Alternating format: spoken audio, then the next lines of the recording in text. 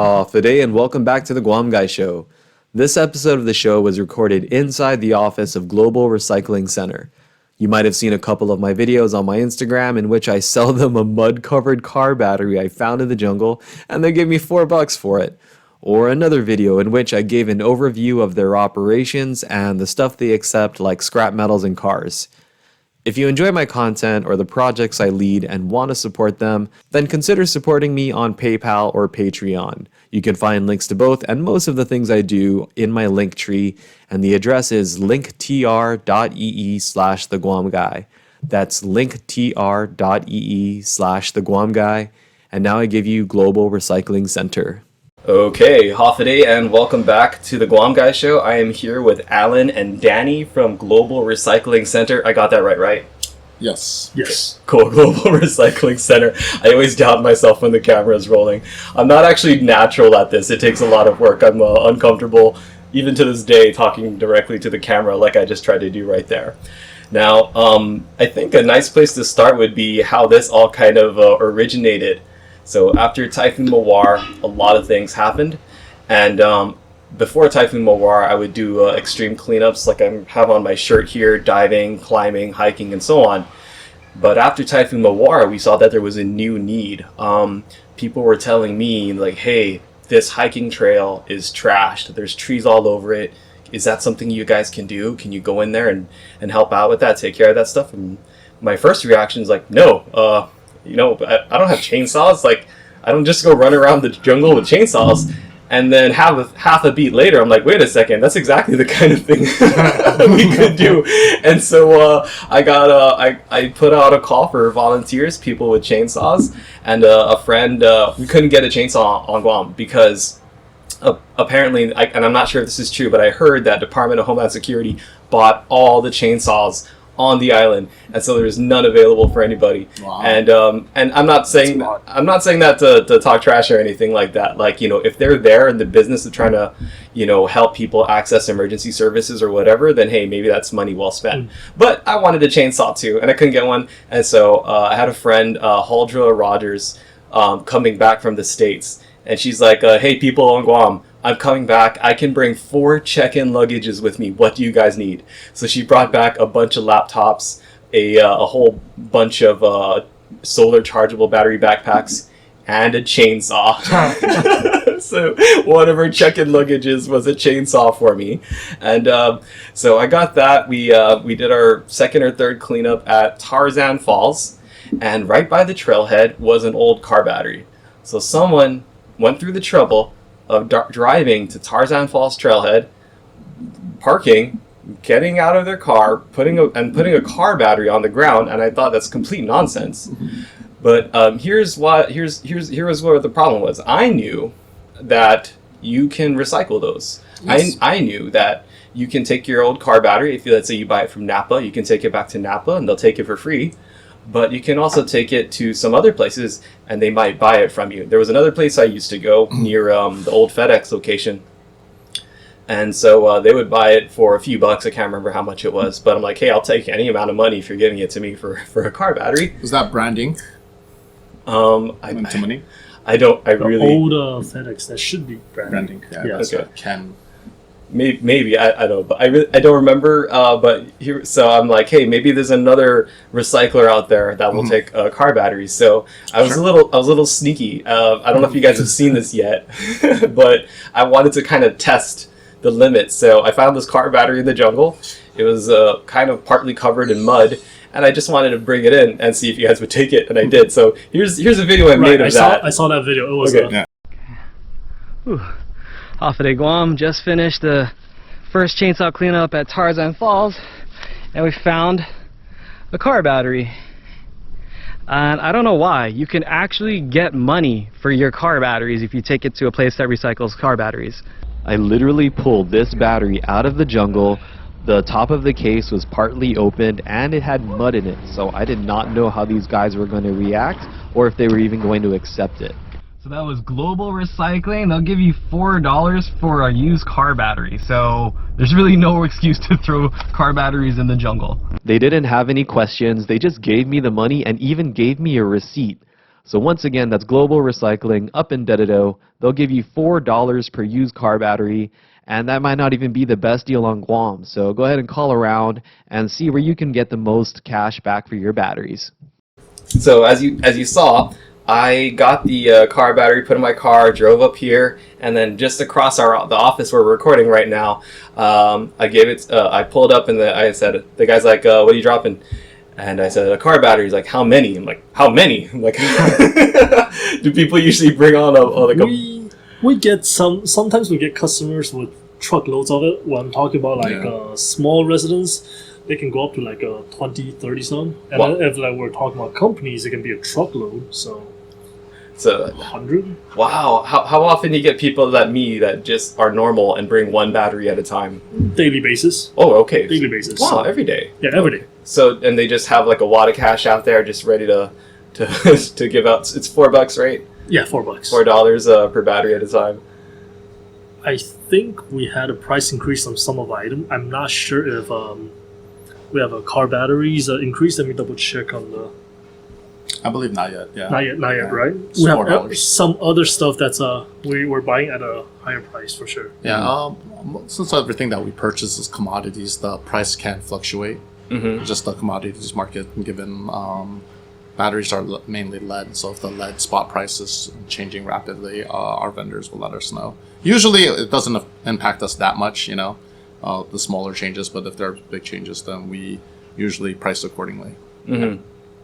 So that's something I think that's counterintuitive. Batteries are mostly lead. Would you happen to know any of the chemistry of batteries and what makes lead a good metal for it? Well, I mean, we don't accept consumer batteries. So like you hear lithium-ion batteries and whatnot, that's popular now in cell phones. But for consumer vehicles that are not hybrids, they usually use lead-acid batteries, which has been the standard for forever. For decades, yeah. Okay.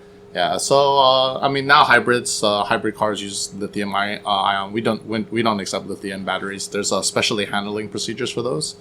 So and then we don't work with any vendors that take it currently. Mm-hmm. Yeah. So there's a lot to I guess to dive into here, and we have all the time in the world, or at least I do. Yeah. Like there's the bell right on the mention of time. But so I'd like to kind of just go down the list of your services, the things you offer. Sure. What you even are. For example, you're not a government agency. You're either a nonprofit or a business, and I think a business from everything I'm hearing, and maybe the finances and economics of how a business can make sense in this world. Recycling doesn't sound like a profitable thing. It just doesn't. And so it must be for you to be doing as well as you are. And Sure. What else do I want to talk about? I guess things along those lines. So maybe let's start with the word commodities. You said the word commodities. What Sure. does the word commodities mean in this context? Commodities kind of, well, I guess natural resources. So commodities like metal, steel, gold, most precious metals, anything that's traded on markets. Mm-hmm. Usually those are material things, but also orange juice is a commodity, but we don't deal with that. Yeah. Yeah, basically anything that's traded in international markets. Yeah. Okay. Yeah, natural resources. Yeah, but in our case, we deal with mainly scrap steel and then also some other non-ferrous metals. Mm-hmm. Yeah, and to a much lesser extent. Okay. Let's see. You mentioned something about vendors. Sure. What are vendors to you? Vendors are people. Okay, so one of the things that's been mentioned is we're not real recycling. Now we have to define the term recycling. Recycling is taking old material, Mm-hmm. processing it to become the same new material. Mm-hmm. Now, if we're using that definition, no one on Guam does recycling. There Mhm. is no facilities here that turn old material into new material. Number one, the reason for that is it's really expensive for that type of infrastructure. You would need processing plants, and it's very expensive. Number two, when you make new material, you have to sell the new material, and Guam is in a logistically not beneficial place for that. Like shipping costs would be very expensive. So because of that, however, recycling is also a process, right? There's a lot of stages to it. So these companies that actually turn the used material into new material, they don't often collect the old material. So it comes up to companies like ours who accept that material, process it to some degree, and send them off island for further processing, so that that old material can be made into new material. Cool. So like, I want to give some context to this because the last video I made with you guys on it for my Instagram was there was a comment that said that you guys aren't recyclers. You shouldn't call yourself recyclers because you buy stuff and you just sell it and ship it off island. And I'm like, okay, maybe there's a fair aspect to that question. And although it wasn't asked or it wasn't spoken very generously, but in any case, as you were just saying, it's a process. And if you think about it, you take something and you make it into something else or repurpose it into a newer version of the same thing. Yeah. But like in the real world, you have to accept or collect those things, process them to whatever degree to, I guess, purify, if that's an okay word to use. Maybe not the best word, but I think people will understand. Sure. And then from you have this kind of new raw material and then make that into something else. Yes. And that whole process would be called recycling. Yeah. And as you mentioned, like on Guam, there's a lot of economic harsh realities where I would be surprised if anyone did that on any kind of scale. Yeah. Like any real scale that you could really see. There is one I'll just give an honorable mention to, a shout out, MCCA. I think it means Micronesian Conservation. No, Micronesian Climate Change Alliance. I think they take some plastics and they have some kind of plastic machine where they melt it down and they can make new stuff out of it. Mm-hmm. And they're continuing to grow, but it is still quite a small scale. It's not yet at a point that's going to solve the island's problems or solve the world's problems, but maybe it will someday. But aside from that, you're dealing with hundreds of tons of materials and metals. Yeah. And so if I think it would be fair to absolutely call you recyclers if you are participating in at least one of those steps in the process. Sure. I don't think there's any real need to go any further into it than that. So let's go ahead and go into that. You accept things. Sure. We'll talk more about that, and then you process it somewhat, and then you have to send it off island for the next steps, right? Yes. Where does everything go? Mainly in Asia. A lot of our vendors are in Taiwan, and then some in Malaysia. We're constantly looking for other outlets, but it's not easy. Depends too. Yeah, it depends on the material that you're sending as well. Mm-hmm. A long time ago, we used to send to China, but China has closed its doors, basically. Right. They don't accept material from anyone in the world, actually. Oh, really? Yeah, because they do, but their restriction is very, very almost strict. nobody. Almost impossible. Yeah, it's almost nobody, because their domestic production of their own waste is so high now that they don't need to take from anyone else. Yeah. Oh, okay. So it's not who you are, what you're sending. It's they have enough of their own. Exactly. Ah, okay. Yeah, so it's very restricted. I mean, when Danny says like, yeah, they do take some, it's like that's a very, very special special use case scenario. Technicality. You know? Yeah. Yes. So generally speaking, they're basically closed to the Western world. You have a lot of places in the U.S. and Europe that have really waste crises because the China market closed. Like there's piles of paper in the United States, there's piles of bottles in the UK, and it's very hard to get rid of it because they don't have enough infrastructure to do it themselves. Yeah. Okay.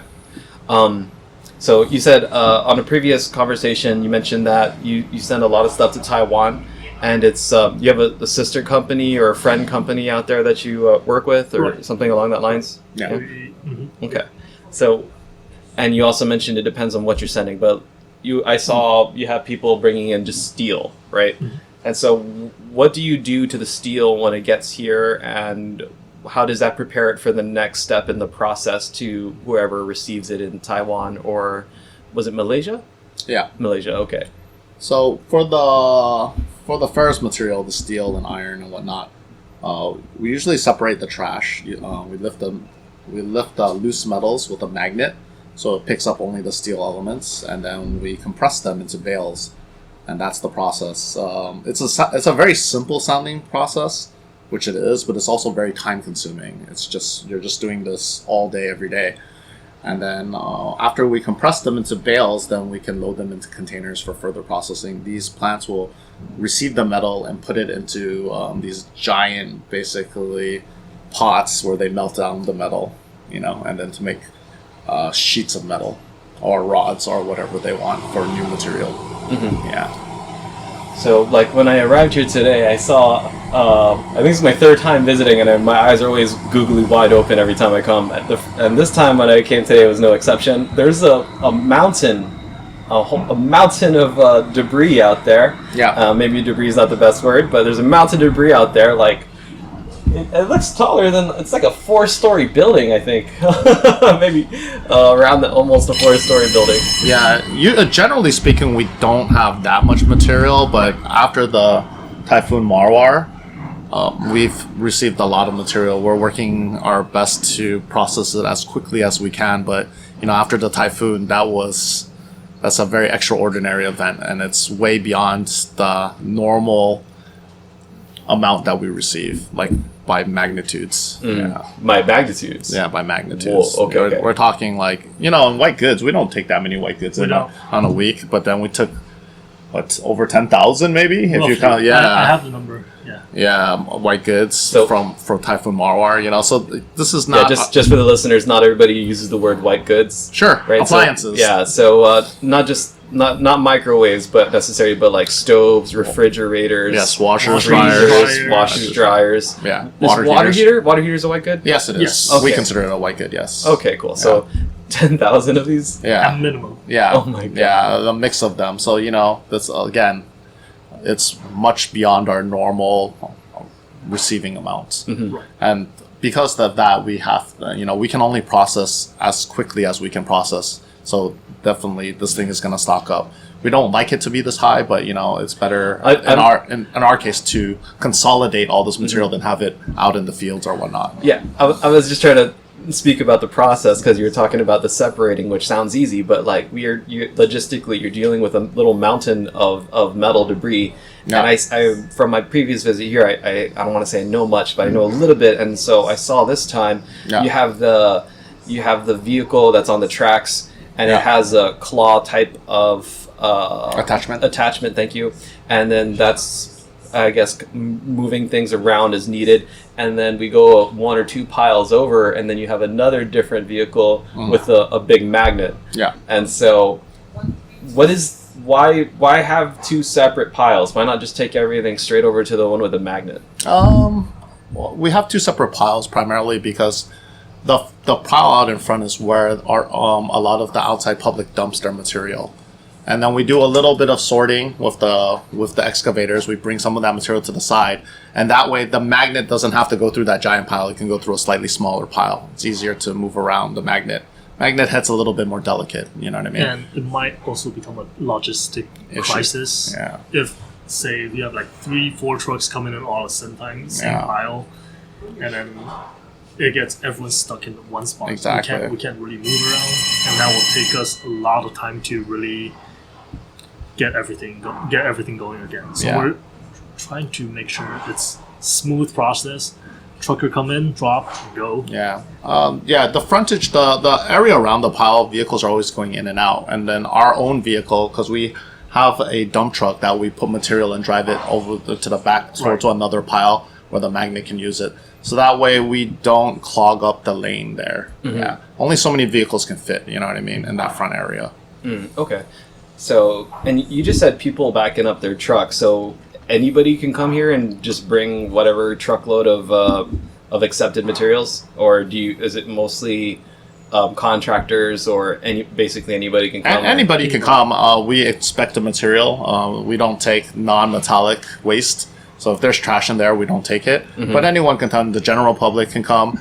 But generally speaking, the general public, one person usually doesn't bring as much as these contractors who are bringing dump trucks of material. Mm-hmm. So obviously there's a scale difference there. Mm-hmm. Yeah. So and you buy metal? Yes, we buy it at 5 cents a kilo now. 5 cents a kilo. Okay. Sure. I just sent you what we purchased. Our new updated price. Okay. Cool. Let me just pull that up real fast here. I need to get a better phone plan. I have a phone plan from 2015. I think they update. I think last time I went there, they said they updated and the pricing is.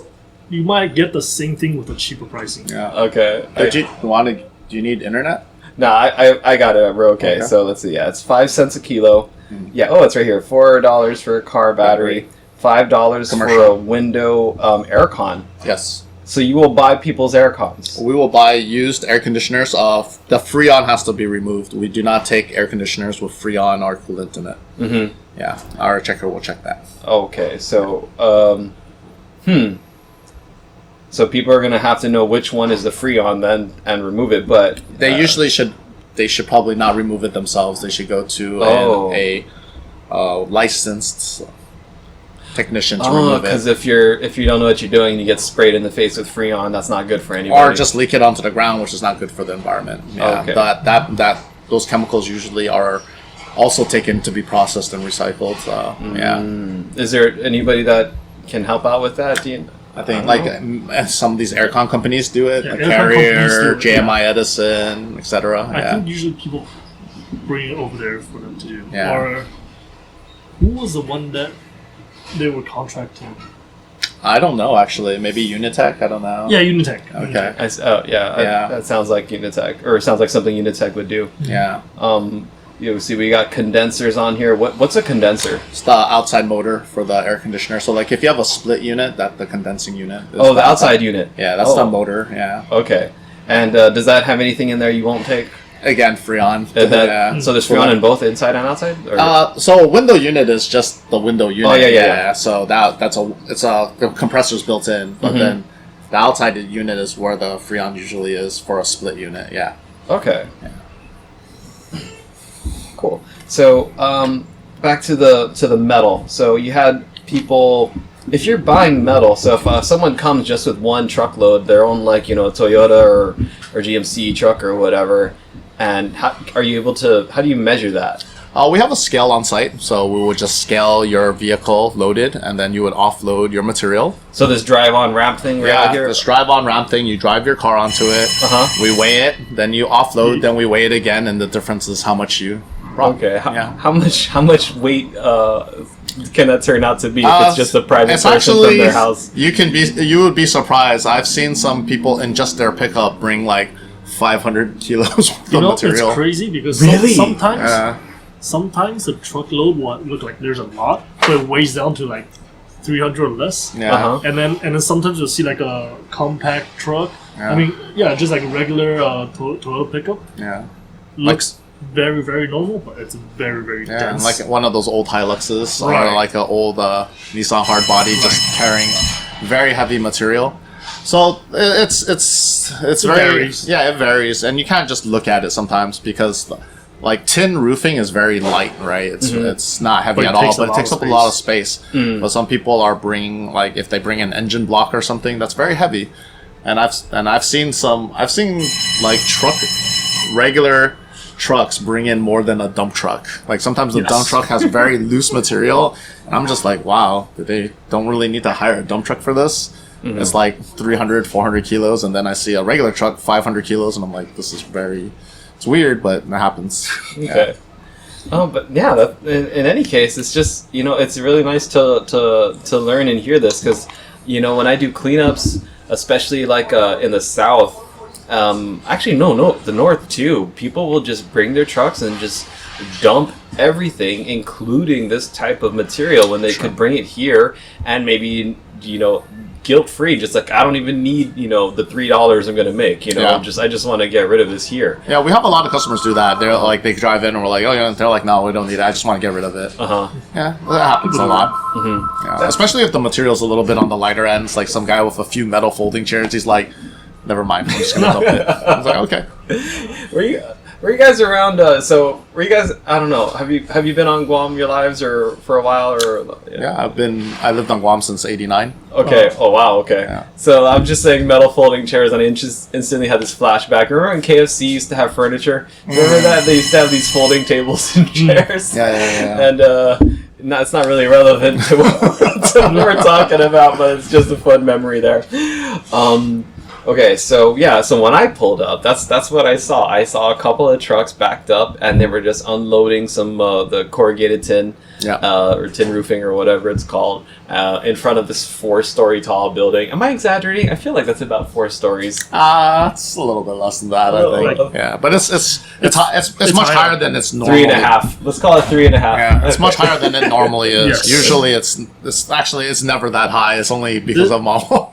Only after a major disaster. Yeah, but we haven't had a crazy storm in a minute. Right. Yeah, so the month after Mawar hit, I did an episode of the podcast with the National Weather Service twin brothers, the Eidlet twins. So shout out to those guys. And it's been a solid 20 years since maybe Mawar wasn't just barely missed us, but let's assume it was. Let's call it a direct hit anyway. It's been 20 years since we've had a direct hit. Now, you guys, of that magnitude, yeah. Yeah, so it looks like you guys are still pretty young, so maybe you weren't working yet. But do you remember being around here at that time? I did. I remember. Well, the worst one for me was Typhoon Omar in terms of like what I perceived, because I didn't have power for 3 months. I didn't have water for like 2 months. Wow. Okay. Yeah, so that was like I think Peng Song Wang was stronger, but it didn't feel that way to me because the infrastructure on Guam is better than back then. Yeah. But for me, Omar was the worst. Yeah, Paca was my worst because we didn't have power for a couple months. Yeah. But yeah, it's a very personal thing. But I meant in terms of like managing the debris. Yeah. Was that before your time? That was before my time. It was for Typhoon Ponsawais were our dads. Yeah, that was pretty busy for them when they started this. Yeah, but for my recollection, I think. Well, I was still in school, so nothing was as close to Marwar. Not even close. You didn't have to work during school? My worry is about how do I get my grades up. That's my worry at that time. So. And summer, I had to work at my mom's office, and I still don't forgive her for that.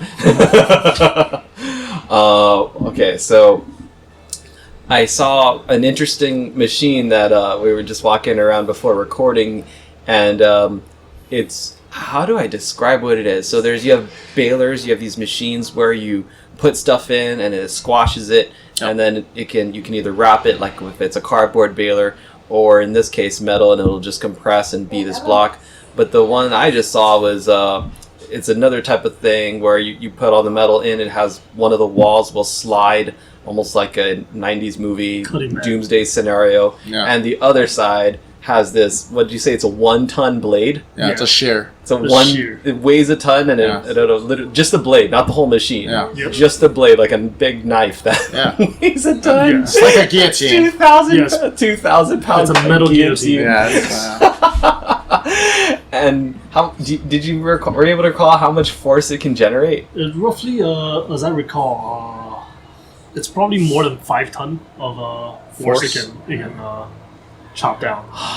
And so, like, if you've ever cut a rebar before for any kind of purposes, it sucks unless you have like a straight up rebar cutter. But you can only do like one at a time, and it still takes amount of force. But this thing looked like it cut through several things. And is that like an inch rebar? And how thick it can cut through that. It can cut through that easily. It can cut through like H-beam, I think. Yes. Yeah. Is it H-beam or I-beam?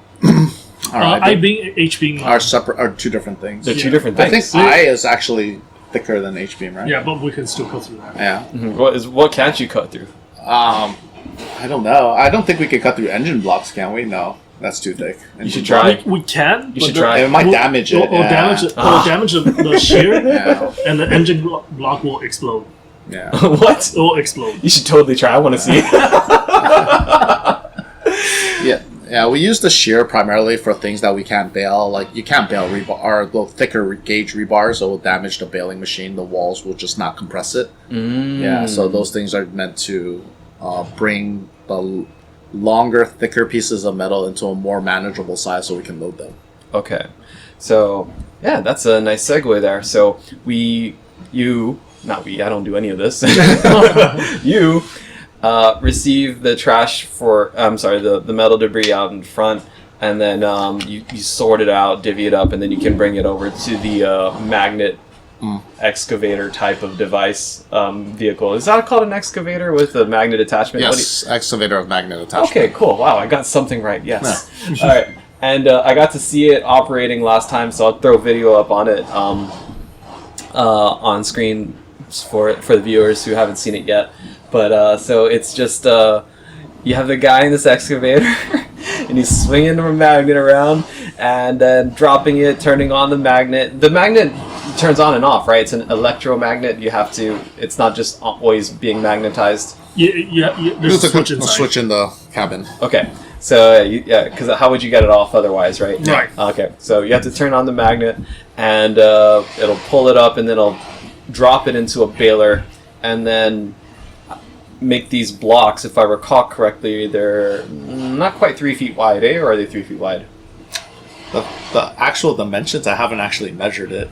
for the magnet itself, right? No, For the baler. bales. Yeah, The we bales. looked on the bales. Yeah. Yeah. I actually haven't measured it. I know more of them by weight. They're usually roughly between like 700 kilos to like 1.2 tons, depending. It's a little fluctuation there. Yeah. It's roughly. Oh no, I'm sorry, 500 kilos. Yeah, because we fit In about. terms of the length, it's probably around like half a container width, so roughly 5 feet. Okay. Because when our guys load, it Oh, no. load Wait, I thought containers are 8 feet wide. so 4 feet. A little Okay. bit less than 4 feet because you Yeah. got some space on the Right, walls and stuff. and- It's not flush Yeah, right yeah. when you put it in. It's probably 4 times, I say, Yeah. 2. Okay, yeah. 4 times 2 times 2. I'm sorry. Okay. Yeah, I would say it was about probably between like upper 400 kilos to like lower 700 for super heavy because we could usually fit about 40 bales. 42, yeah. 42. 40 to 40. Sometimes more, sometimes 44, depending. Sometimes Depends, yeah. when you compress it, it's just not quite that big. And, Right. yeah, So the baling it into these blocks isn't to your concern is to make it easier to transport and Yes. easier to fit in the containers, right? yeah, so not just the easier. Oh yeah, we want to ship as many as we can in a container. It's just because we pay for the container shipping. So, But if there's a weight capacity, not There a is a weight size capacity as much. Yeah. yes, there's a weight capacity. Usually for the 20-foot containers, it's about 23 kilos or 23 tons. I'm sorry, 23 to 24 tons. Okay. Yeah. So you can get a few dozen or several dozen of these blocks. About baled 40 with- some per 20-foot container. Okay. Yeah. So, but how many? But that container isn't completely full. You could fill in, probably several more sometimes. You can. There's space on it, but there's no point because once we reach an acceptable weight limit, If we don't. there's no weight limit, we'll Yeah. just all go 40 foot and Yeah, just mash everything in, but it's also difficult for our vendor to take it out. You know what I Right. mean? So having the weight limit is So no 20 foot's easy to lift. That's why Yeah. 40 foot fully loaded lifting is Yeah. tilting I mean, in. With a It's crane, like No, forklift there's these machines that you put the container on. They just tilt it like that, so the stuff slides out. Yeah. Yeah. Okay. So where does the weight limit come from? Weight limit comes from the containers themselves, and then also DOT on Guam has a limit for everything. What DL? What? DOT, Department of Transportation. Oh, DOT, Yeah. Department of Transportation. Yeah. Now, I know where this is going, but I want the listeners to experience this. Why does the Department of Transportation care how heavy your containers are? The road on Guam, when you have too heavy of a road, it damages the road. Listen to this. So if you ever drive through Tumon, you can tell where there's a lot of delivery vehicles and whatnot, and you see how the concrete kind of just like indents into the ground. That's because of too heavy loads.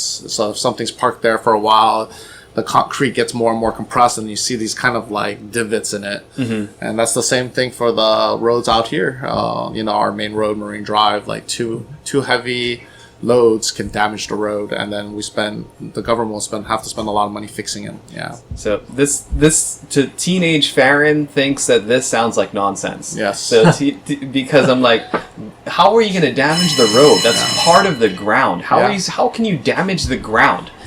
Yeah. But It happens. Adult Farron is like, drives. Adult Farron parks his car. I mean, Adult Farron doesn't like it when the road is a little. yeah, I mean, every person who drives on Guam knows the road condition isn't the best. We have a lot of potholes, and those things are damages to the road. And I think a lot of younger people don't understand the scale we're talking about. Like, they're like, how can you damage the road?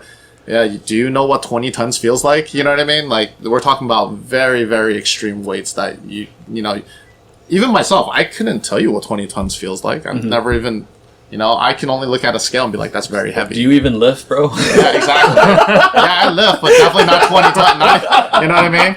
That's the thing. So the numbers we're talking about are very, very big. Yeah, so you have these economies of scale that are just like, doesn't enter into any average person's life. Yeah. And so like these numbers are kind of hard to wrap the head around. Yeah. But that's okay because, like this is not like these processes are running in the background as they should be. The average person shouldn't have to concern with themselves with this because, the government has put restrictions on what, and we trust that they're making the right call on that and that companies are complying. Okay. Is that a universal limitation across the board to everybody? Because because there's one village that seems to need more frequent repairs than the others, and that's PD. Yeah. Because that's where we get everything shipped into, right? Sure. And so I've seen the scales outside of the port. Yep. I'm not sure if I've ever seen them used. So they have been used. Yeah. They do get used? They do get used. So there's a like a traffic light over there, a signal light. If they deem your car, if we are export coming in, Yeah. every single truck goes to that scale. Yeah. Okay. And then Cool. they'll find based on how the truck is loaded, how much weight it is. It's not even just the overweight; it's if it's unevenly loaded. Yes. Yeah. Yeah. That's hard. By the way, if my friend Reed or anyone from the port, I'm not I'm not talking smack. I'm just maybe it's the time I go there because I go there at odd times, so maybe it's the times I go there. I've never seen it used. Okay, that's reassuring. Yeah. No, so maybe it's just the volume of traffic that the village has to deal with then, as combined with the loads that they have to deal with. But wow, every truck gets weighed. So Yeah. Is inbound, I think. Every inbound. Every Outbound inbound. is It's occasional. Yeah, it's like it's random checking. Yes. okay, spot checking. Yeah. And do they weigh it with the same scales? Yes. Yes. Okay, so do you have trucks that you take things out there, or do you have vendors that do that? We don't. We contract our trucking. Yeah. So the containers are from shipping companies, and then we contract trucking companies to pull the containers. Yeah. Okay. So we work for the shipping companies. We've worked with Matson, Mel, and APL, and then for trucking companies, we have worked with JMC and CTSI. So this brings up a philosophical question then. Can those guys call themselves recyclers? Most of them call themselves logistics. They rather call themselves logistics, but But I think their logistics company is a bigger umbrella. They do logistics for recycling companies. We're going. You guys are taking this too seriously now. But no, they're trucking companies. They're moving product, right? It's a very fun question. Yeah, it's good. It is a fun question, isn't it? But yeah, so it's like, but their business isn't the process of recycling, right? Their business is the logistics and transportation of stuff, whereas your business is the receiving specifically and only of recyclable materials, and then passing that on down the chain to the next people to recycle, upcycle, whatever word we want to use is. Sure. Now, so the metals sound, forgive me, this is ignorant, sound like the easy thing to deal with, right? Yeah.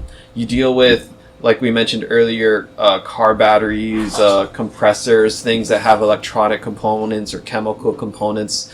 Do you break down any of that stuff here? How are those treated separately? Like, I don't think you take like all of the air cons and just smash them all together in the balers, or do you?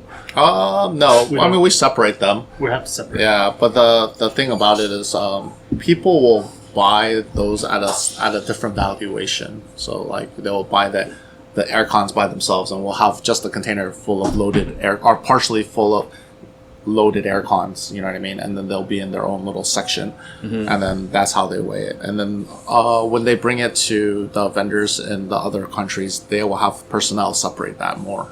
Yeah. So there is a covered area that I got to help break something down. It wasn't really helping. You were just entertaining me.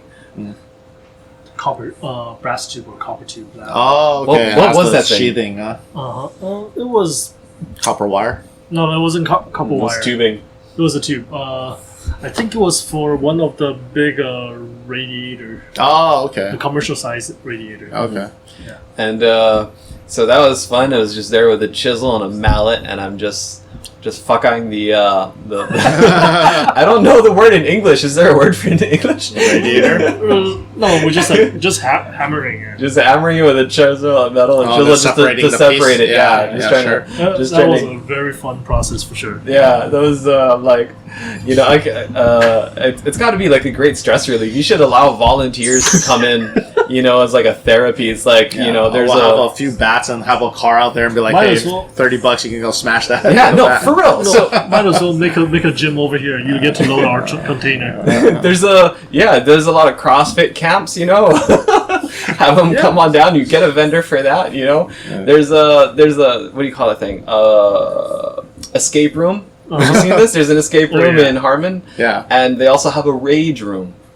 Rage room. Rage room. Have you heard of rage rooms before? No, I I've never not. imagined they would come to Guam. So they set up props and stuff around. You could get a baseball bat and just go to town, just like smash everything, and just you could probably, you know, contract that guy or let him come use let him come over and just like, here, we need all of this in pieces, and just let him take care of the liability. And people will probably love it. I gotta figure out who owns that place or runs that place. That's crazy. I wonder, like, is that even in the realm of possibility? What do you? I think that would be just too much liability for us. What if you? We'll sell them abandoned car. Yeah. What if he takes the liability? Okay. I'm still against it. I think it'd be hilarious. I wonder like how if people would be down for it, because that sounds like fun to me. But and let's be honest. You know, the people that are going to come and do this, they're going to be tired in a minute and 30 seconds. They're going to be done. They're going to be like boom, boom, boom. Oh, yeah. Definitely. So you got professionals out there. Right. That's why all workers like work they work really hard and really like appreciate them. They're willing to work in this kind of condition. I noticed that when the times we've been around, including today, walking around, you're very respectful to your staff, and you're very cool. You're asking them, like, hey, can we come pass through or whatever? And I thought it was really cool of you as a manager, as a leader, to how you treat your staff. You're not walking around with like you know, puffing your chest or anything like that, expecting people to stop and get out of your way or anything like that. So I thought it was really cool. Because when you think about it, it's like they're doing things that pretty much overall regular people don't want to do. They don't even want to think about it. Like the easiest one is like plumbing jobs. No one wants to do it, and for those who do it, has to suffer a lot of at least an odor and other kind of getting wet, working in tight, weird spaces. Yeah. And sometimes when I go down to help them out, I realize like I can't do this for more than 10 minutes. So when I'm looking at them, it's like, yeah, you guys are amazing people, and they deserve as much respect as they earn. You know. So what do you call it? Yeah, I do a little bit of plumbing. I hate it. I hate plumbing so much. I hate plumbing almost as much as I hate working on a car. Like, I just won't even try it. I just can't. I respect people that do it. I'm like, could I learn how to change my own oil? Absolutely. Am I willing to? No. I'm gonna go across the street or whatever. I'm gonna go to the guys that do that. Go to One Stop. Like, you guys do this for me because I don't want to think about it. I'll just play. I'm gonna sit on your couch and play on my phone. And that's a cool. I think that, and that's a cool thing is that we have all these services available, like mechanics to change your oil or fix broken things. But everybody knows that mechanics exist, but it doesn't seem everybody knows that recycling centers like yours exist and the types of services you offer and the things you take. And so we already talked about most of the stuff that you buy. So you can not only drop off your stuff for free, but you could even be able to sell and take a little money home and maybe get the kids, a milkshake at McDonald's or whatever on the way back. I heard someone, one of my friends mentioned to me, I think last week, saying that someone on Reddit was able to sell their car batteries and other miscellaneous items for up to like $300 in one hour. So I'm like, yeah, because he was just taking his neighbor's abandoned car batteries, bring over, whatever. It's just like a small neighborhood. Drop by $300 in an hour. I was like, all right, Yeah. That's possible. Yeah. So this is maybe I'm treating this like a little bit funny, so apologies to anyone if this is insensitive or affects your life, but there was a joke and a comment on my first video talking about the car batteries, and somebody's like, man, you shouldn't have said that, because now like the meth heads are gonna go and like steal people's car batteries and sell them. And I'm all like, well, just leave it somewhere they can find it, I guess. I don't know. Yeah. Just like, how cool? Yeah. Hey, car batteries aren't light, man. The meth heads aren't going to be running around with 10 car batteries. No one's going to carry 10 car batteries. Well, like you see people's like CCTV footage at home. Like people steal plants. Yeah, it's like people steal like a 5-gallon potted plant, multiple of them sometimes. So, don't underestimate their hustle. Okay. You also take aluminum and stainless. So what you say you buy Massey? Massey. So the non. What is Massey? Massey sounds Chamorro to me. That's what we call. Or it's Masseys are like more precious metal. The non-ferrous, yeah. Non-ferrous, yeah. So aluminum, copper, stainless, brass. yeah, stainless steel. But we do not purchase that from the general public. We only purchase that from businesses. So if you are company Massey, yeah. Okay. So if you own a business and you can present your business license, we will purchase that from you if you have available. We don't purchase from the general public because those are prime targets for theft. A few years ago, there was those are where the meth head will go from. Yeah, the copper theft. Remember, there was a lot of copper theft. They were stealing the lights from like stadium lighting and stuff like that. Yeah. So I think a company on Guam got in trouble for that, for buying too much stolen material. All right, yeah, I'm gonna ask you to send me a screenshot of this later so I can put it up. But yeah, we are on Reddit r/Guam. So I like the username u/math.problems. I made $320 in 1 hour. Shout out to GRC and Dedido, and you can do this too. And so they will buy, I'm just reading off the post here, they will buy car batteries off of you. Lol, they gave me $20 for 5 car batteries. So yeah, if you have, if you and your neighbors or whatever got like a pile of car batteries sitting around, you don't know what to do with it, break. And maybe maybe someone helped you out, got it off a base, which you're not allowed to do and you shouldn't do. Disclaimer. Right. But let's say you can't take it back to where you bought it. You bring it here and you can get some money. But yeah, I remember hearing about these types of things, like people stealing copper and selling them. Yep. But what was it? Is it Petey in on the Overlook, on the Lookout up in the village, where they would they had the plaques? Was that brass or bronze, and which has a lot of copper in it? And do you remember that story? This was years ago, but people pried those off the wall. It's a war memorial. I've heard, we've had weird people calling before. Like, I've had answered phone calls from people like, do you accept manhole covers? I'm like, why do you have manhole covers? Are you GWA? If not, no. You know what I mean? Oh my god. Yeah, like, it happens. This guy tried to bring in like these barricades, like brand new. And he's like, I'm selling these aluminum barricades. I was like, no, you're not. From where? Yeah, I was like, I'm sorry, you could just sell them as barricades, so you make a lot more money than scrap value. Right. No, we're not going to take it, you know? Okay, so, but you didn't answer the question. Do you take manhole covers? No, we don't. We don't take manhole covers. We don't. Yeah, like some of this is pretty obvious things, you know? Yeah. Yeah, so if it sounds sketchy, like, are you a business? Present your business license, you know, and then we'll look at it. But if not, that's a blanket no. Right. Yeah. So that's very reassuring to hear. Yeah. But is it your own kind of voluntary way of doing it, or could you get in trouble for accepting stolen material? We can get in trouble for stolen material, but it is our voluntary, company policy that we do that. Mm-hmm. I think the company was Viva Recycling. They got fined like quite a bit of money a few years ago, and then they had to give the stolen copper back. I know, not just. I don't know if it's Biba, but I know the ones in Harmons, they definitely got fined. If not, I think they got like more than just fined, as I recall. Oh, okay. I don't know which one, but I know a couple of them in the Harmon at least. Mm-hmm. Okay. They were just accepting in general. If when residents drop by with Massey related items, they just buy it and without questioning the origin of it. And I think. the police went over there and give them a visit, of course, and of course none of these are verified.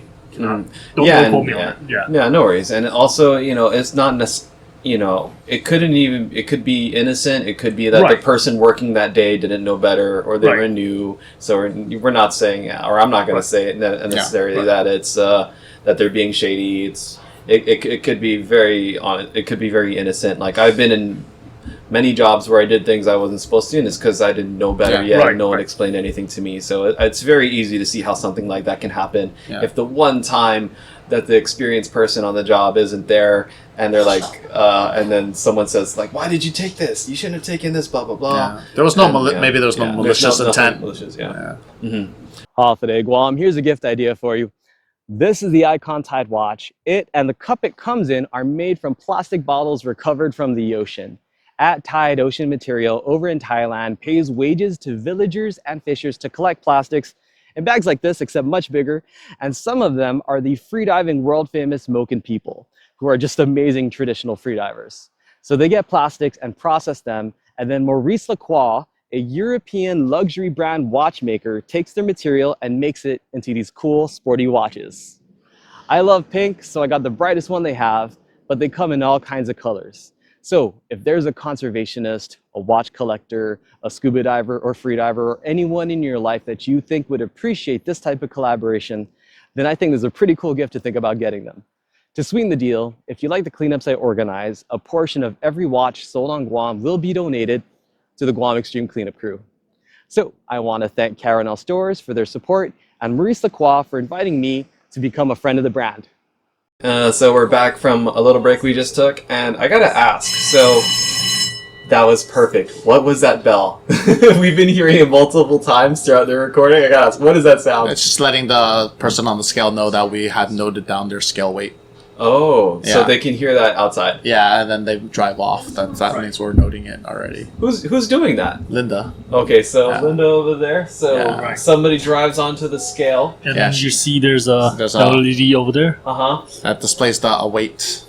Yeah, and then she notates it. Yeah. Yes. Okay, and then she just tells them, okay. And so she notates it in her log, and then when they go on again, she notates the empty, and then the difference is the material. So somebody comes in, and they're like, all right, what do you got? And then like, okay, go on the scale. Yes. So we go on the scale. Linda automatically sees it, writes down the car license plate or whatever, and then when it comes back, note it. Yeah. And then if they want to take money, accept money for whatever they're dropping off, or they have to, if they're being sent by the boss, right? Yeah, sure. Definitely, yeah. Right. And then, so does she give cash on the spot, or does it kind of sent to the boss later? Or no, she gives. There's a change. Usually, majority of the time we give cash on spot. Yeah, okay. On the spot. Yeah. Could I walk in? And I'm just being ridiculous here, but could I walk in with like a 20-pound block of metal or whatever, walk on the scale? No, you can't walk on it. Okay. No, it's not, sensitive enough, or I'm just not allowed. Probably both. That's like the drive-through window, man. We don't serve walk-up customers. That's true. I've tried. Okay, so that's a very consistent thing, I guess, around the industry. So, so the principal thing you accept here is metal or things made out of metal. Correct. Do you accept anything else? The appliances, the white goods, the air conditioners, the car batteries, and let me see, microwaves. Microwaves, yeah. I think the used heavy equipment is not the regular purview of average people. Well, we did usually sometimes get like residents will ask us to bring out because they just purchased the land and old equipment. Sure. One of the difficult things with that is just the transportation of those heavy pieces of equipment. Yeah. Oh, yeah. So another thing. What about refrigerators? Will you take them as is, or does something have to be removed? The Freon are the coolants. Okay, so I don't remember if that was specified in we the charge email. We charge for those. Oh, that's right. That's right. You charge There's for insulation and plastic. That's So I was asking about the processing for that, because there's probably not by weight but by volume, maybe more insulation or as much insulation as there's metal. Yeah. Okay, but so you have to but you don't do it do much processing of that here. You kind of load it in the container and send it on. Yeah. Okay, fair enough. That's Yeah. cool.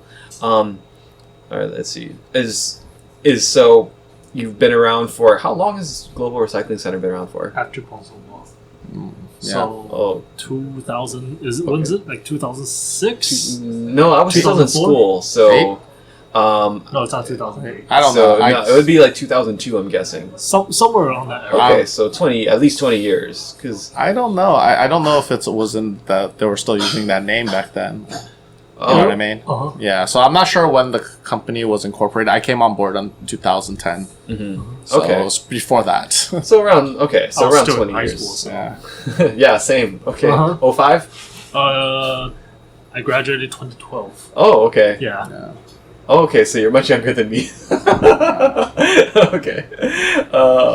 So you're in middle school, I guess. If it's 2008, I was. Oh, okay. Yeah. No, I'm in Pokemon Chazan. Oh yeah, no, Okay. I was way younger. Okay, wow. All right. And so you've been around for a good while. Is you guys found your path and you're sticking to it, or do you think you might expand your services someday, either physically or with the other materials, or is this more than enough? We've had discussions. We're not sure right now. It's kind of it's a wait and see kind of deal right now. Mm-hmm. Yeah, I do know that they have talked about expanding and putting in more equipment, but it's right now. It's just brainstorming right now. Nothing concrete. Okay. Yeah. Is there do you have like another location on the island, or is this is just the one location? Yeah. This is the one. Okay. Okay. Maybe in the future, but as of right now, this is the one. But we might. We talked about it, and The options are open for that. yes, options Okay. are open. Yeah. No, I'm just curious. It is a long drive for people from Molesso or from the south. Sure. Yeah. Right. Understood. I know. I drive down there when we have to drop off invoices to the mayors. it's It's a long ride. Yeah, It's a long that ride. said, like, this isn't daily trash. People shouldn't have to come up here, Right. multiple times a week or Yeah. every week Right. or even really multiple times a month. Maybe a couple times a year, I think. Yeah, People, yeah. At most, people, like average people, should be coming through. Right. Your vendors and contractors or businesses that have to drop things off, that's another story. They, and in any case, those drivers are paid when they're on the road, so I guess they don't mind the drive so much. So, what is something that what's something you wish everyone knew about you? Just that we exist, maybe. That you exist? Yeah, about our location and then the We're material doing our that we best. accept. We're doing our best. Mhm. Um, Is there is there some comments or something saying that you're not doing a good job, or is there there's a lot of entities and organizations and some people and some agencies that aren't doing their best, well, we try our. For us, we do try to strive for better. Mhm. If it's not going to be every day we're getting better, but it's more like there's things we can improve on more. Mhm. There's always room for improvement. Even in the junkyard like this, Mhm. there's always things we can improve, Mhm. and these can never stop. Okay. So, is there anything we didn't get to talk about yet that you wanted that you were hoping we'd talk about or bring up? I mean, nothing off the top of my head right now. Yeah. Mhm. Did you have any further questions or anything? I got through the list of everything that I did. I had about four or five questions in preparation for this. Mm-hmm.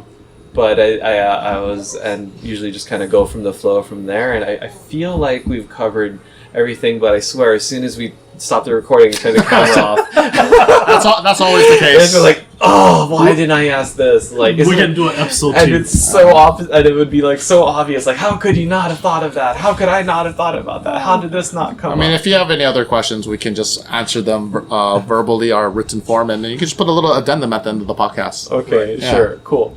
But yeah, so let's see. Let me just do a little mental walkthrough. Let's do a little mental walkthrough of the junkyard. You drive in, you could drop off your batteries right there on the left. That's the first thing. And then on the right is the office where we're recording right now. Continuing next to the office, there's the scale, so you can weigh your truck before and after. You drop stuff. And then if you were to continue through and swing to the left, that's the pile you're not allowed to go to because it has the excavator with the magnet attachment and the baler that compresses all the metal into 500 kilo. What is that in pounds? Was it 2.2? So 1,000 plus pounds. 1,000 plus pounds. Yeah. 1,000-pound blocks of metal. And it's something that could actually, like, looks like it could fit in the trunk of your car. You know, it's a chunk of metal that weighs 1,000 pounds that looks like it can fit in the trunk of a Nissan Sentra. Okay, so... And that Nissan Sentra would not be able to drive after. It would just be scraping the road. It would just be like a permanent wheelie, just on its back wheels. Well, then you couldn't engage the front, so it's not going anywhere. We should try that. Let's do a MythBusters. Just get the forklift and drop it in the trunk of a Sentra. One that's not running because we don't want to ruin it. Of course. Right? And then I wonder if the tires would explode. Like, how much weight can it? Well, no, trucks handle more than that. Yeah. Trucks can handle it. I don't know about passenger cars, though. Mm-hmm. Yeah. Okay. And then continuing around, we have the main debris pile. It's 3.5 stories. It's going to get smaller every time I say it. Yeah. Everybody can drive up to your vendors and businesses, everyday people with their trucks or, you know, their cars if they don't have a truck like me. I would love to have a truck someday. Anyway, and drop that off. And then if you continue through further that way, are people allowed in that direction? Majority of no, right? Yeah, no. generally no. Because that's all cars. Oh, we didn't talk about cars. Oh, yeah, that's Yeah, right. so last time I came through here, you said minimum, you had 600 cars in this lot, and they're all stacked like 4 or 5 high. Or Yeah, we're processing the same. Yeah. Okay. And was that in response to Mawar, or is it always like that? Oh, we have a dog. Hi, dog. We have a junkyard dog here. Hi.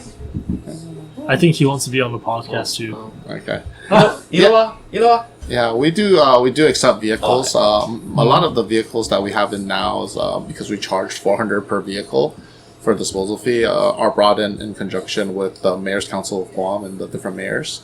They have an abandoned vehicle project. Mm-hmm. You can contact your local maker for more information regarding that program. Mm-hmm. Yeah. Yeah, so that's another big thing. So like, it's in the States or other places. I think you could either drop off your own car for free, or even they might even buy it off of you for some amount. Maybe not a big amount, maybe a big amount. I don't know. Many years ago, we did purchase when the value of metal was higher, and then the trash disposal fee was lower. Mm-hmm. So I think at the peak we were paying $150, And but that was like when I first started. It's like a decade already. Mm-hmm. Yeah, over a decade. During that time, we had like incidents, as I heard, Yeah, what? incidents where people will come and steal our abandoned vehicle and send it back to us again. Whoa. Oh, yeah, that was rare. That was rare, Yeah, but okay. it was something. They try to do some sneaky stuff with that. Mhm. But now that there's That's no a story. value, nobody wants. Yeah. No one wants to do Mhm. anything. So, but I think I'm cool with that. $400 to disappear a car. Yeah. Like, if you think about it, how much does your car weigh? Yeah. How much stuff is in there? Machinery, chemicals. Well, I guess there isn't too much. You have grease and oils and gasoline, right? And I guess Freon and the aircon. Okay, maybe there's a little bit more chemicals than I was really thinking. But it's the cars. How much do cars typically weigh? A ton? A little bit more than A little that. more than Yeah. then that's just a sedan, not even Yeah. like a truck or Right, anything, yeah. right? Correct. And so you're trying to disappear over 2,000 pounds of material. I don't think $400 is that much to ask for. Of course I would prefer it to be lower. Who wouldn't? Yeah. But just I think that's reasonable. Yeah. I don't think that's an ignorant thing to say either. To disappear 2,000 plus pounds of metal, car seats, or whatever the hell else is in there. So like I said, if you go through your mayor, a lot of times they will help you do that for free. When you register your car, you pay for a thing called the revolving recycling fund, I believe. Yes. And then so that money is divvied out by Guam EPA to the mayor. Oh, sorry. Is divvied out by Guam EPA to a lot of the mayor's villages to fund this program with the abandoned vehicle cleanup. So yeah, you're funding it with your registration fees. Mhm. Yeah. But if someone just wanted to not have to deal with all that, they just wanted to like bring a car up Yes, here. they just, bring it themselves. just like, I don't want to talk to anybody. Can you just take this? Here's my money. Yeah. People Well, do that. not just that. Does that happen? That does happen, but you also have to bring proof of ownership. We can't just take any, like, you know, someone trying to get rid of someone else's car, you know what I mean? So bring proof of ownership in your ID, and then we check it, and Crazy then we log other you down. half. I don't like you exactly. anymore. Yank your car, sell it, Mhm. or like pay someone to get rid of it. Yeah, you have an egu, you know, Yeah, so- ex-boyfriend or ex-girlfriend or whatever, and Yeah. just like, I bought that car's in my name. Well, I guess they're right though. Yeah. I mean, we're not going to argue if you have a certificate of title and that's you on the certificate. I can't argue that. We really can't. Have you ever brought? Has anyone ever brought a car that was still running? Yes. Yes. Really? Yes. Just Well, bad condition, you know. They just don't want to They use it just don't want anymore. to fix it or do any more repairs. They're just like, never mind, just get rid of it. Yeah, Okay. usually I do advise them, like if I do see it, I will advise them, listen, you would get more money if you sell it as an operable vehicle You as mean they opposed would to get scrap. any money? You would get any, this is back in the day when we Oh. were paying. Okay. Yeah, because like when we're paying 150, we had vehicles come in that were operable, and I was like, listen, you might be able to sell it for more, you know what I mean? And some people just don't want to deal with the hassle. Yeah, because back then we didn't have like Guam grabs. You know? Yeah, And it's harder. Yeah, so you have Right. to meet people. You had to what is it? Put in you have to buy the 3 lines in of text in the classifieds, PDN. yeah. You remember that? And then they Or had put all a for the sale on your car and park it in the parking lot visible area. when I was my family house is in Chalampago, right along the main road, so we would have family members.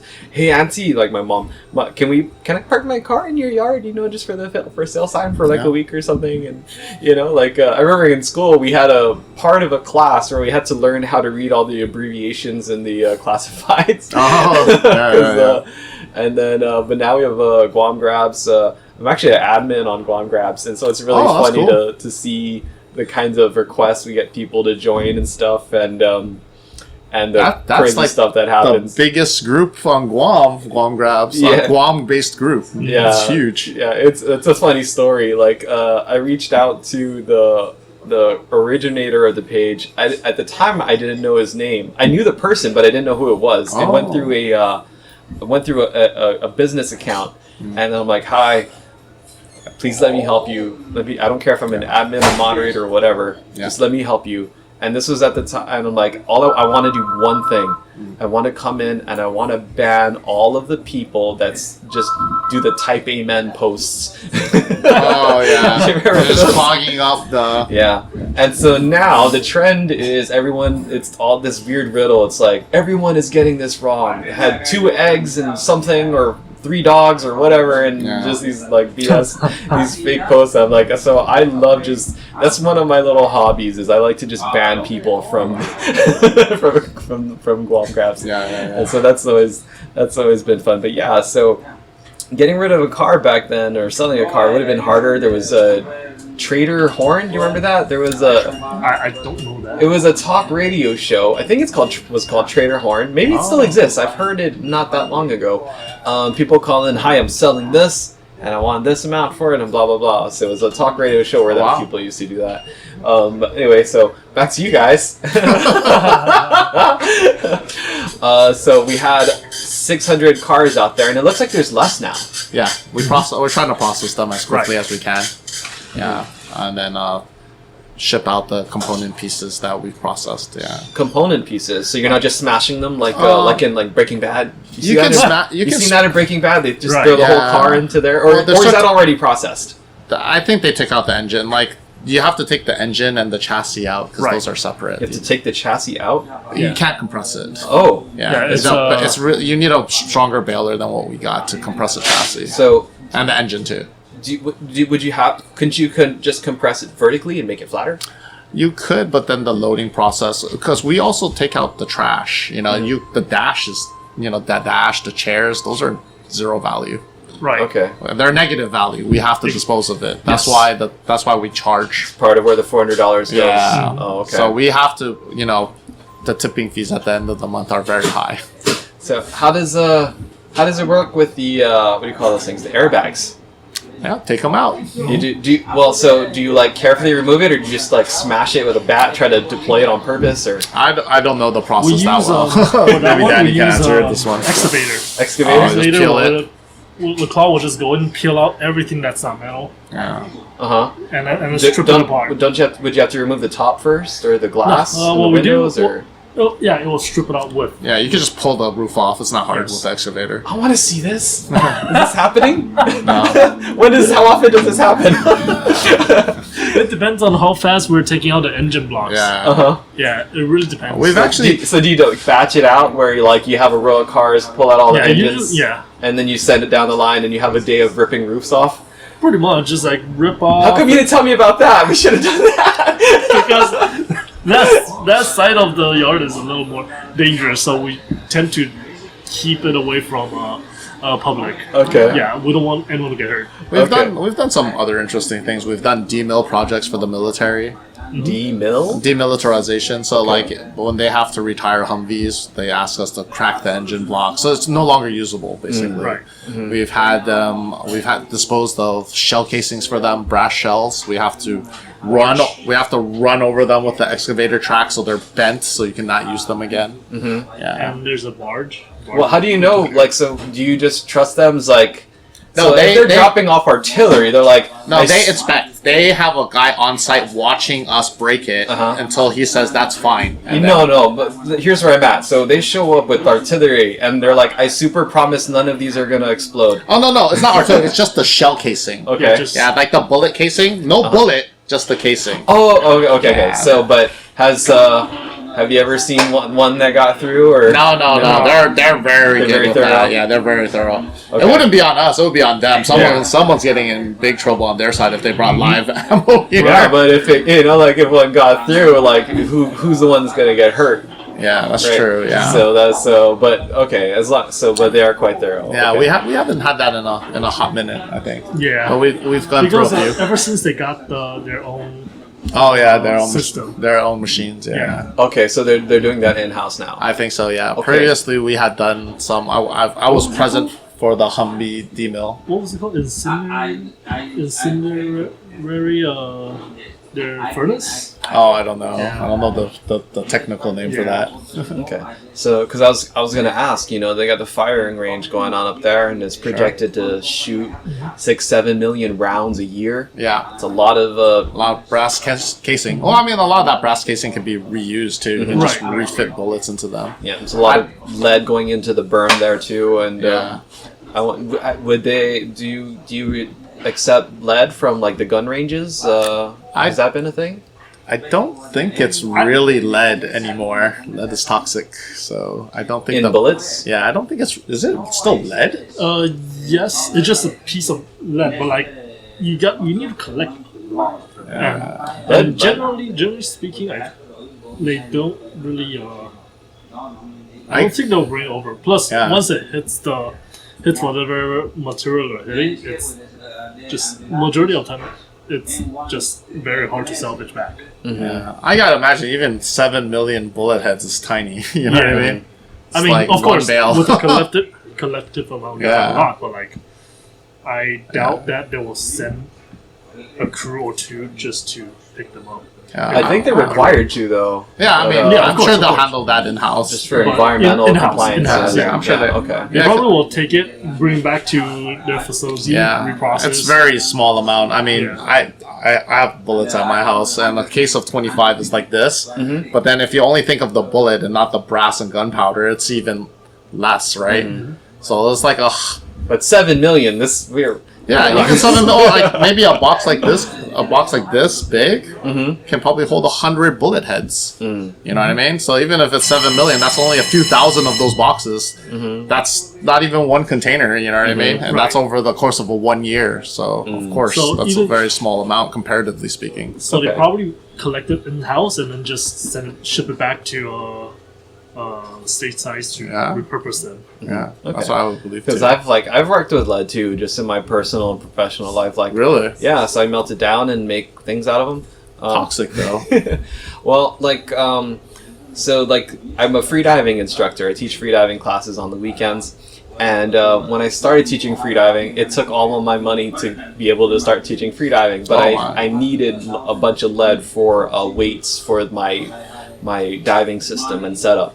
Oh, okay. And so I'm like, how much is lead? It's like $4 a pound, or whatever, $2 a pound, wherever you're buying it, right? Depending on how nice it is or whatever. So I'm like, never mind that. So I'm gonna go get a bunch of fishing sinkers. So a friend of mine, a guy named Gary Baxter, we climbed down the cliff at Oka Point because I'm like, I see people fishing off here all the time. I guarantee no one is jumping in here to get their lead back. And so it worked. I got like not even scuba. We went freediving, and I got like over 40 pounds of lead sinkers. Wow. Climbed back up the cliff with them and melted them down. I lost like 15% of the weight because it was just so dilapidated. It was corroded, and I guess it mixed or reacted with whatever was in the water and calcifying algae or whatever.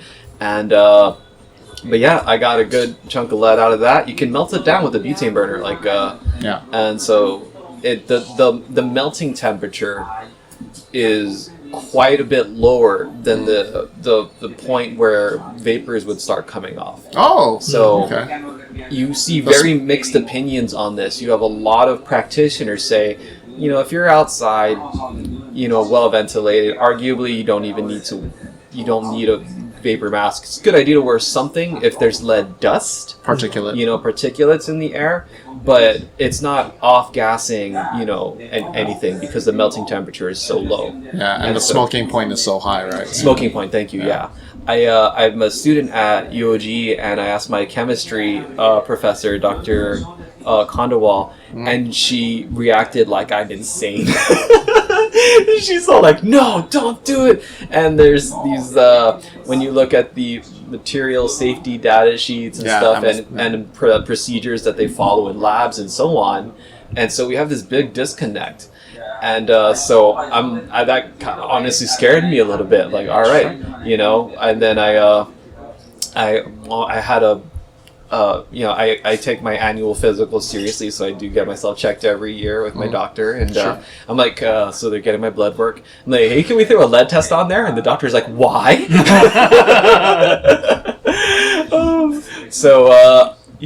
I guess, but maybe there's just not enough lead being used and processed on Guam outside of car batteries to make it worth your while. Yeah. If someone brought it, would you just take it but wouldn't pay for it or wouldn't charge them or anything? I know we've taken lead long time ago.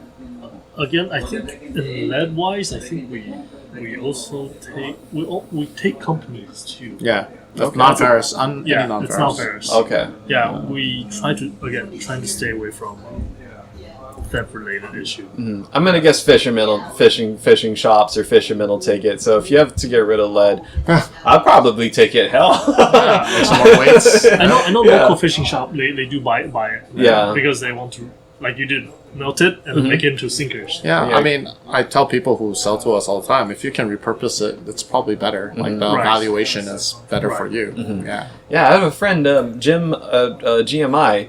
He just sold lead ingots. They're like a little over a pound, and like they're functionally useless. You can't do anything with them directly unless you're gonna put them in something else. But I'm like, I can use that. I can melt that down into whatever I want. Yeah. Anyway, okay, all right. So we went through that. We went through the car yard, and you have to remove the engine block. And you're not there with wrenches or screws or anything. You're just using an excavator to yank it out of the car. Is that pretty much? I want to see this. We'll yank out the trash and then put it in the bin. For the engines, we do take it out. Yeah, for the engines, our mechanics will have to. Yeah, they're not ripping the engine out with the excavator. Sorry. No, not that one. But we take out the trash inside. Just yank it out. Okay, that's still okay. So. Yeah, but you're ripping roofs off and gently removing engines then. Okay. Right. Yeah. There's some fluids inside that we don't want to. Yeah, we don't want to crush. We have what do you call that? We just had Unitech remove like 7,000 gallons of used oil. So this is why adults have to do these things. A lot of cautious things we have to take care of. So do you collect all the oils and fluids and stuff? Oh, okay. And so you're doing it over some kind of... There's a concrete pad there. Yeah. Okay. And then we collect it in canisters and then put it in our I guess that's a fuel tanker, like our fuel storage system, and then Unitech will come and drain it. Well, they'll test it and then drain it for us, and then they'll take it for. They charge, I think, $1.50 per gallon to recycle it. So it's not cheap. Yeah, it's very expensive. Okay, so this is also where that $400 goes. Yes, Right. it's part of the. Do you make any money off of it? a little bit? A little, okay. Enough for us to survive. Yeah. Okay. Yeah. Okay. And that's the reason why the costs have creeped up over the years. Everything is more expensive. Disposing personnel is more expensive. Fuel is more expensive. Disposal costs are more expensive for both trash and the fuel. The waste fuel. So, yeah, I mean, everyone knows you just buy food and you know that the costs have gone up over time. So everything's expensive. Sorry, I don't have quite 100% of my attention on the conversation right now because the dog's licking my leg. It's okay. I should be more used to it. We have 4 dogs at home, but I still never get used to it. Hi. Hey, buddy. I spoke. Is that why? I spoke Korean to him earlier. I don't have any control over it. I just automatically speak to dogs in Korean and I speak to cats in Japanese. That's interesting. That's cool. No, it's because I didn't really grow up with too many pets around, and so when I started hanging around with dogs, it's because my wife, so she speaks to them into Korean. So she's Korean, so I speak to them in Korean. And when I used to work for a Japanese dive shop, and they would always talk to the cats in Japanese, and so I just kind of trained my brain. Well, no, I picked up the languages elsewhere, but that's how it goes. Not that I'm fluent in anything else. Okay. Yeah, I think we covered just about everything you guys take and where everything goes, and you are absolutely 100% recyclers. And I think we got it all. Any last thoughts or final words you want to say? No, just happy for the opportunity to give you our story. Yeah. Okay, cool. So yeah, everybody, it's Global Recycling Center. They're here. They exist. They will buy stuff from you, car batteries and metals, or if you don't even care, you can just get rid of it for free. If it's in your neighborhood, your hiking trails or whatever, and it's like, hey, I feel empowered. There's somewhere I can take these things that other people trash just to keep the island a little cleaner, keep our favorite places a little cleaner. You can bring them here. Not everything, just the stuff we talked about in this conversation. Other stuff. If you need to disappear a car and you want to work with your mayor, awesome. If you don't want to go through that, I don't know how much work it takes. I haven't had to get rid of a car, maybe ever.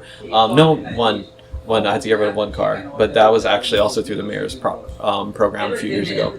But yeah, if you need to disappear a car, that's possible. And there's a lot of ways we can take better care of the island if we just knew what the options were. Yeah. And so I hope that this conversation was useful and fun to listen to. It was a lot of fun for me to make, and a lot of fun for me to tour the facility, and I probably want to run around a little bit more after we end the recording. Okay, so last chance, all good? Good? All right. Thanks for watching. Thanks for listening, and we'll catch you on the next one.